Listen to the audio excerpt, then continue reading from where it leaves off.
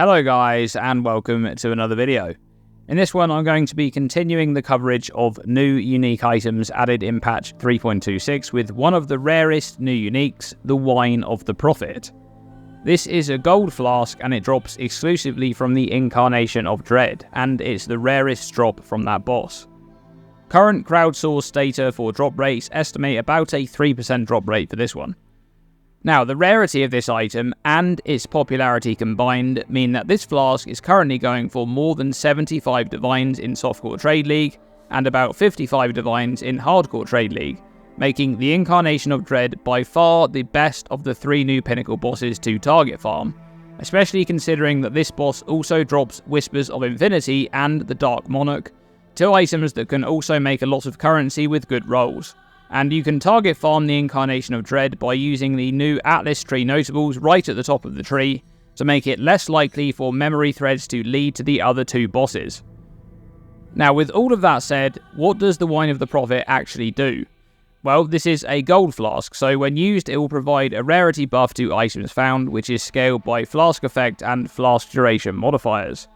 However, this unique also has a modifier to maximum flask charges, and another modifier which increases the charges used, and this one has a very large roll range.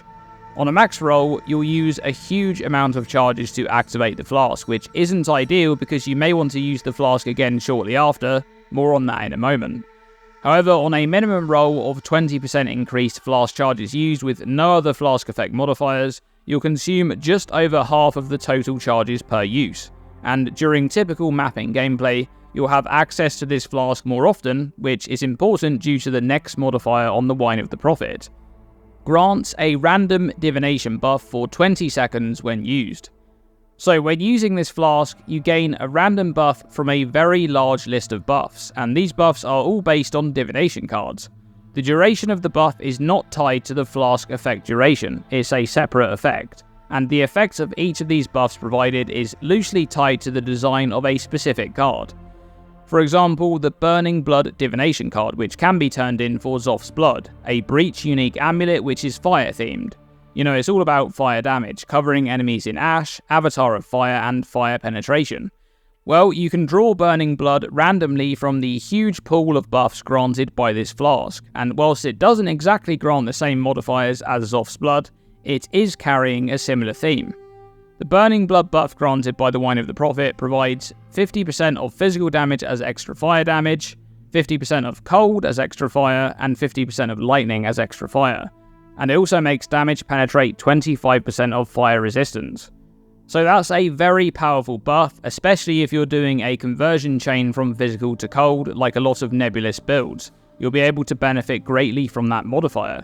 But even on a build like the currently very popular Volcanic Fissure of Snaking Berserker, this is extremely strong. However, as I mentioned earlier, this is a buff that's randomly selected from a very large pool, and notably, using the flask grants one of these buffs to your character, but the buff itself is not part of the flask's effect, which means that these divination buffs are not scaled by modifiers to flask effect or flask duration. At the same time, you can only have a single divination buff active at any one time. And I also mentioned earlier that you ideally want a low roll on the increased charges used modifier, and that's because you can use the flask again at any time while you currently have a divination buff to replace the current buff you have with a new randomly selected buff. So let's take a look at the list of buffs that can be gained from this flask. Just like the Burning Blood buff, a lot of these are very powerful, but remember you can only have one at a time. In a lot of cases here there are build enabling buffs, but because there are so many potential buffs that can be chosen, and because you cannot influence which one is going to be chosen, you can't really build a character around relying on obtaining a specific buff from this flask. However, many of the buffs are simply generic power boosts. For example, Olivia's Grace for 20% increased movement speed and some flat evasion rating. Chaotic Disposition, which, even if you're not playing a hit build yourself, this one still makes damage of enemies hitting you unlucky. Then there's Raz, which is just a bunch of stat boosts, or 3 Faces in the Dark for an onslaught-like buff. Or the Web, which is just increased damage and increased global defenses, useful to any build. However, I do want to take the opportunity in this video to mention a few buffs which can potentially brick your build or lead to you dying.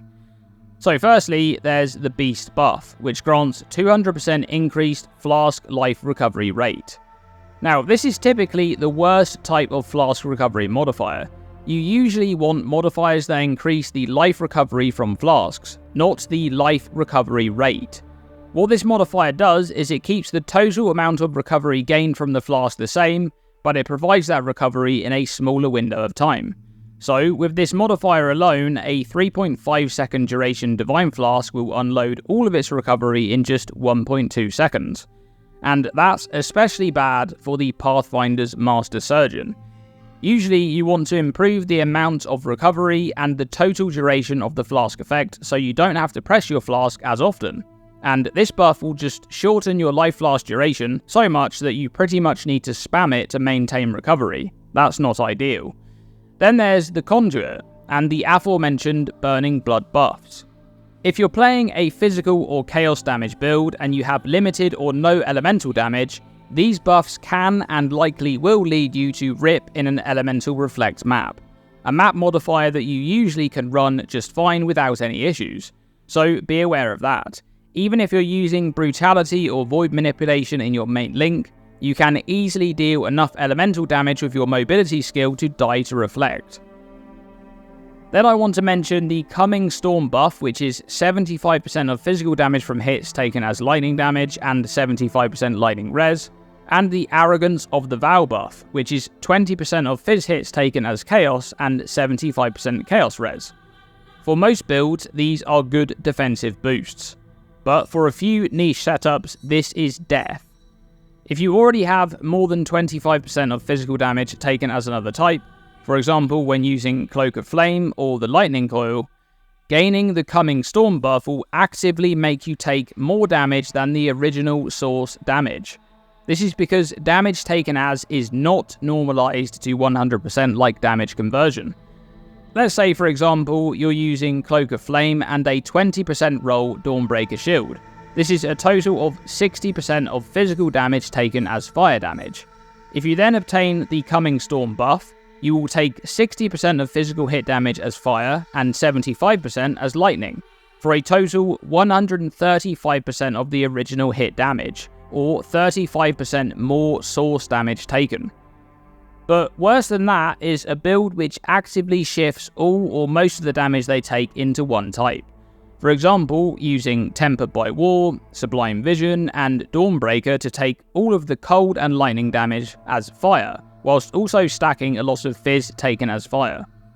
Damage taken as cannot be shifted more than once, which means if you obtain the Coming Storm buff on this type of build, you will take 75% of physical hit damage as lightning, and these builds don't have any lightning resistance, so they are just going to die. Next is the Throne buff and the Boon of Justice buff, both of which prevent you from being stunned, completely bricking any cast when stunned setups and any defensive setups using Blood Notch. Boon of Justice also makes you immune to elemental ailments, bricking any self-ailment builds like Self-Chill or Fulcrum Chieftain. There's also the Poisoned Faith buff, which makes you poison on hit and makes all damage from your hits contribute to poison. This one can be really annoying for low tolerance builds. Any kind of supporting skill that you have or your movement skill is going to inflict poison if and when it hits an enemy, and this means you're not going to be gaining the damage boost from low tolerance when hitting those enemies with your main skill, as they're already going to be poisoned. And then there's Doedre's Madness, which makes you apply Enfeeble on hit and allows you to apply an additional curse, which is not ideal for Impending Doom to say the least. Now, with all of that said, I think the main takeaway here should be that if you're playing a build that gets completely bricked by one or several of these buffs, you should probably not use this flask. If it's simply the case that a few of these buffs are not ideal for your build, but they're also not that big of a problem, you can use the flask because some of the buffs it provides are really, really good. But for the large majority of builds, this is going to be a really fun flask to utilise, and it will provide a range of different buffs that should often make gameplay feel a bit different or special. You'll notice when you have a specific buff, and you'll then look forward to gaining that buff again in the future and feel rewarded when you do. Now, I do want to briefly mention a few other things at the end of this video. Firstly, the Ichimonji unique sword is the only source of increased buff effects in the game, and this should boost the effects of divination buffs, but I haven't tested this, so I cannot confirm. There's also the new Runegraft of the Warp, which makes buffs on you expire 30% slower. Again, this should affect divination buffs, but I haven't tested it. And that's pretty much it for this one. If you're interested, I'll link the full list of buffs from the wiki page in the pinned comment below. Thanks for watching this video, and as always, stay tuned and stay safe.